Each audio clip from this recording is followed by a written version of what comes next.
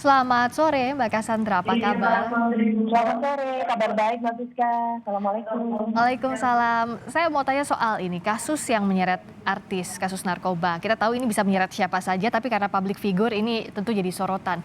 Mbak Cassandra melihat itu dari sisi psikologi forensiknya seperti apa? Baik, yang sebenarnya harus kita berikan perhatian adalah justru pertama kali dari sisi psikologi klinisnya. Oke. Karena dengan orang yang memang memiliki masalah narkoba atau disebut juga orang dengan masalah adiksi, ini berarti kan ada masalah gangguan fungsi psikologisnya yang membuat mereka menjadi kecanduan. Nah, dalam hal ini tentu undang-undang kita juga jelas menyebutkan mereka harus mendapatkan terapi dan rehabilitasi. Akan tetapi tentu saja kita harus menghargai bahwa pihak kepolisian harus bersikap hati-hati juga.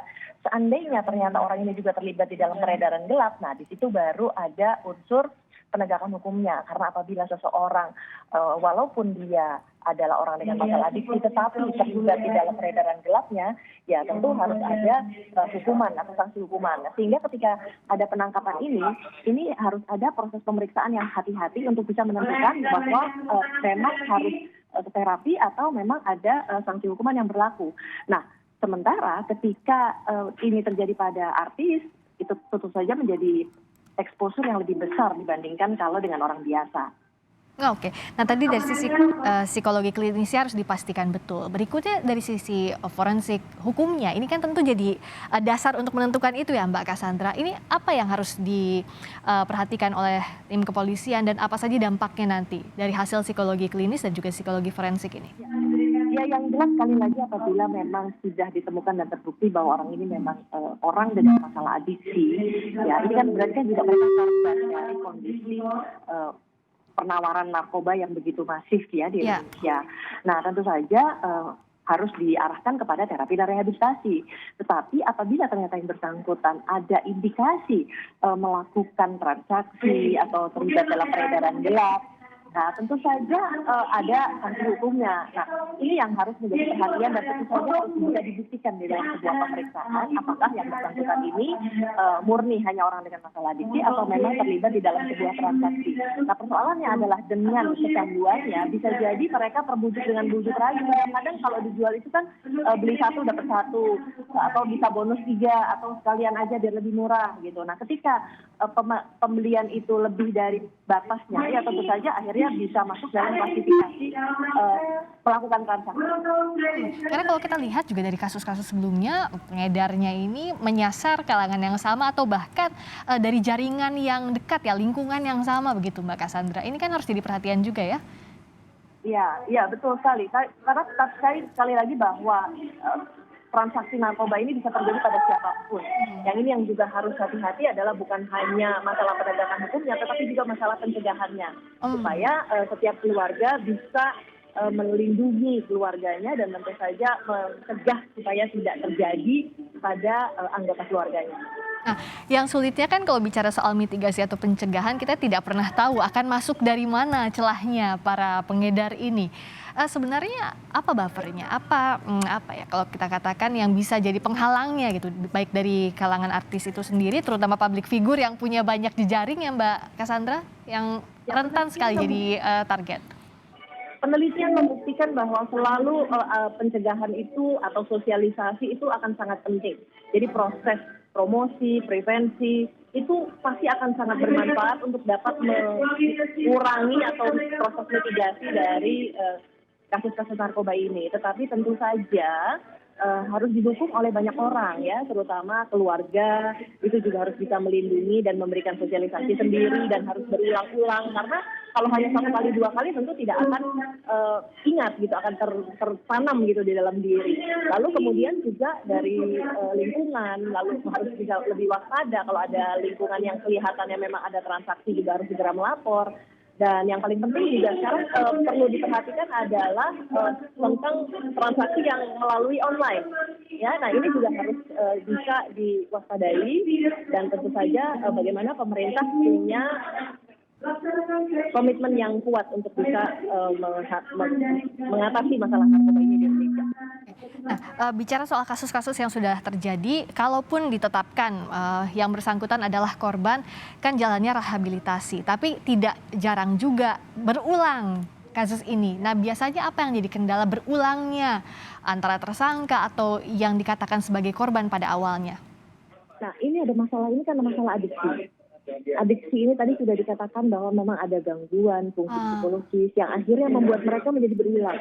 Sebagai asosiasi ya, mungkin bisa saya sampaikan orang dengan masalah adiksi ini seperti kalau sudah menginjak kulit pisang, udah tahu kalau menginjak kulit pisang itu jatuh, tapi dia lakukan lagi dan lagi. Kenapa? Karena memang ini adalah masalah adiksi, yang tentu saja inilah menjadi alasan mengapa harus ada terapi dan rehabilitasi yang melibatkan beberapa teknik sekaligus mulai dari biologis, psikologis, sampai sosial.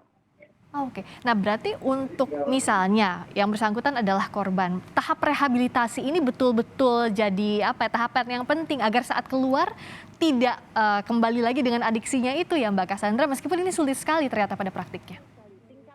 Relapse itu kan biasanya memang selalu tinggi ya, itu yang disebut kekambuhan itu tinggi. Nah ini yang tentu saja harus dikelola ya, ada relapse prevention, ada relapse management yang tentu saja harus bisa diikuti dengan baik dan tentu saja bisa diharapkan mengatasi atau mengurangi kemungkinan relapse-nya. Atau hal yang lain misalnya kita lihat kasus yang sering terjadi, peredaran di lapas juga masih sering terjadi, ini pun harus diantisipasi begitu ya Mbak Cassandra? Oh iya pasti. Nah peredaran gelap itu tentu saja menjadi tanggung jawab dari pihak kepolisian ya. Dan terutama tadi kalau misalnya memang ada transaksi ini tidak hanya transaksi saja, tetapi ada produksi, lalu kemudian ada distribusi. Nah semua ini menjadi bagian dari pekerjaan rumah untuk mengatasi masalah peredaran gelap narkoba. Nah, peredaran ini dimulai dari adiksi tadi yang Mbak Cassandra katakan. Alasannya bermacam-macam, ada yang karena stres misalnya, atau karena didekati dengan jejaring lingkungan sekitarnya. Sebenarnya mana yang paling berbahaya? Apakah masing-masing punya risiko yang sama untuk masuknya pintu peredaran narkoba ini Mbak Cassandra? Kalau di dalam teori penanganan narkoba itu kan sebenarnya masalah supply dan demand ya. Kalau peredaran gelap itu terkait dengan masalah supply. Tapi kalau untuk penyalahgunaannya itu terkait dengan masalah demand. Dan oleh karena itu di dua sisi ini tentu harus diatasi bersama-sama. Nah, yang jelas mengapa orang bisa menjadi adiksi itu banyak sekali teori yang terkait dengan itu. Tadi dikatakan mungkin untuk mengurangi ketegangan, untuk mengurangi stres, untuk mungkin gaya hidup dan lain sebagainya. Nah, ini juga alasannya. Atau tadi karena ingin produktif, ingin kreatif dan lain sebagainya.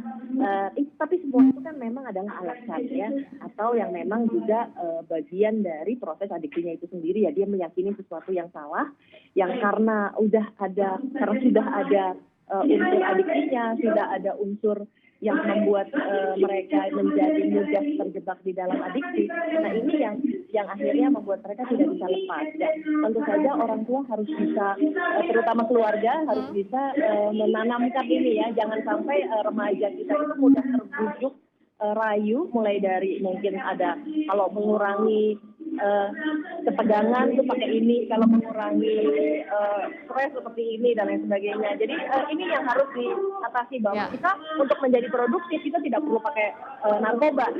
Iya betul. Nah berikutnya terakhir, karena ini kalangan public figure atau artis ini jadi contoh untuk masyarakat. Jadi apa yang bisa dilakukan agar setidaknya mereka ini yang banyak punya fans misalnya tidak tidak jadi trigger agar semua orang mengikuti? Baik, yang jelas ini bisa terjadi pada siapa saja. Hanya karena kalau di artis itu mereka bisa lebih diekspos. Nah, tentu saja bagi yang sudah menjadi public figure diharapkan ya, with great power comes greater responsibility. Ketika Anda sudah menjadi seorang tokoh publik, diharapkan Anda bisa punya tanggung jawab dan komitmen untuk menjaga supaya tidak menjadi contoh buruk bagi orang lain. Ini yang penting ya, bisa terjadi kepada siapapun, tapi beban moralnya karena ini memiliki banyak pengikut, memiliki banyak fans, sehingga harus jadi contoh yang baik untuk publik. Terima kasih sekali lagi Mbak Cassandra Putranto, psikolog klinis forensik, telah bergabung di Kompas Petang. Sehat selalu Mbak Cassandra.